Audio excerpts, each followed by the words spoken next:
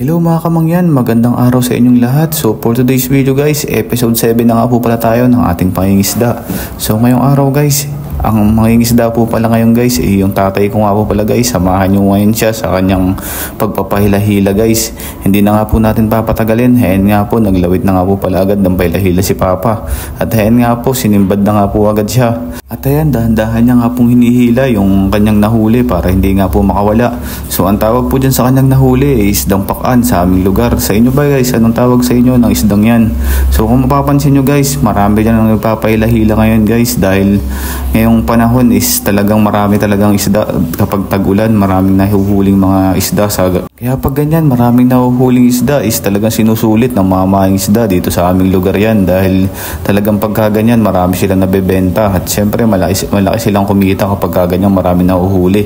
At ayan nga po ulit, mayroon na nga po ulit sumimbad sa pailahila ni Papa. So ayan, makikita nyo naman guys, tinanggal na nga po pala ni Papa yung tamsi dun sa kanyang sabitan para hindi po makawala agad yung isda at hindi sumabit. So ayan, itinaas na nga po pala ni Papa yung kanyang huli na ulit na isa, mukhang isdang pakan po ulit yung kanyang nahuli. So ayan, iniipon niya nga lang po pala guys yung mga nahuhuli niya dun sa likod. Mamaya po pagkatapos is papakita natin lahat ng kanyang mga nahuli.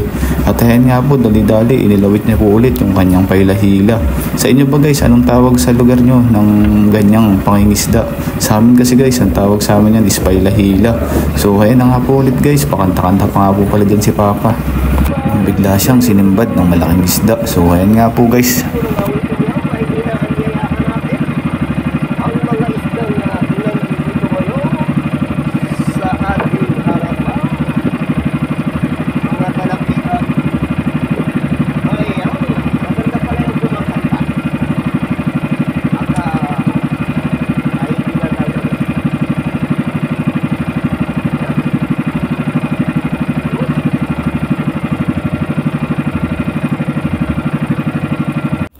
Dahil nga po yung kanyang nahuling isda is talakitok naman, nadaan po sa pakanta-kanta ni Papa yung isdang talakitok na sumimbad. So kaya dali-dali niya na nga po pala agad ibinagsak yung kanyang pailahila, kasi talagang may mga panahon talaga na sobrang napakasimbad ng mga talakitok dito sa aming lugar. At ayan nga po ulit, talagang sinimbad na nga po ulit siya ng isdang talakitok or pakan. Yan po yung madalas na dumadawi dito sa aming lugar kapag ganitong panahon. So ayan, kung makikita nyo guys, inangat na nga po pala ulit yan, talakitok nga po pala dyan. So yung kanyang gamit na pain dyan guys is nabili lang po namin yan sa Shopee. Talaga namang sulit na sulit din yung pagkabili dyan kasi talagang masimbad. At ayan, pagkatapos nga lang po maiangat is dali-dali rin po agad ibinaba ni Papa yung kanyang pailahila. At maya-maya lang, hindi lang natin pinatagal is dinawi na nga po pala ulit siya ng isang isda.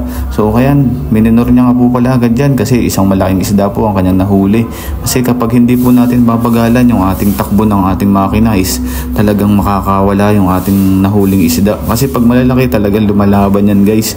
Kaya dahan-dahan pong hinihila ni Papa yan para mahuli ng maayos. Kasi sayang yan guys, kapag nakawala talagang manghihinayang ka, lalo na pag nakita mo na yung isda na napakalaki.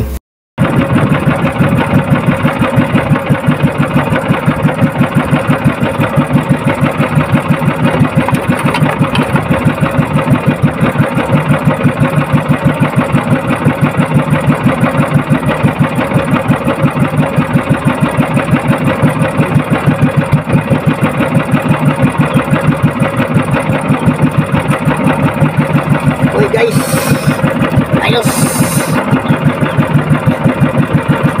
Ayan nga guys, good size nga po pala yung nahuli dyan ni Papa. Talaga namang napakalaki at napakasarap niyang sinigang. Tapos nga po pala yan guys, dahil tanghali na is umuwi na nga po pala agad dyan si Papa kasi para mabenta rin po ng maayos yung kanyang nahuling isda. Ayan nga po pala guys, nasa tabi na nga po pala dyan si Papa. Nilinisan niya nga po pala muna yung bangka para hindi matuyuan ng mga ibang isda dyan guys. At kinuha niya nga po pala sa likod yung kanyang nahuling isda. At ayan nga guys, dahan-dahan niya pong binubo yung kanyang mga nahuling isda. So ayan, ipapakita natin guys sa inyo yung mga nahuli niyang isda. Talaga namang nakakatuwa kasi marami siyang nahuli guys, kahit pa paano makakabenta at makakaulam na siya niyan. So ayan, maraming pong salamat guys sa inyong walang sawang panonood.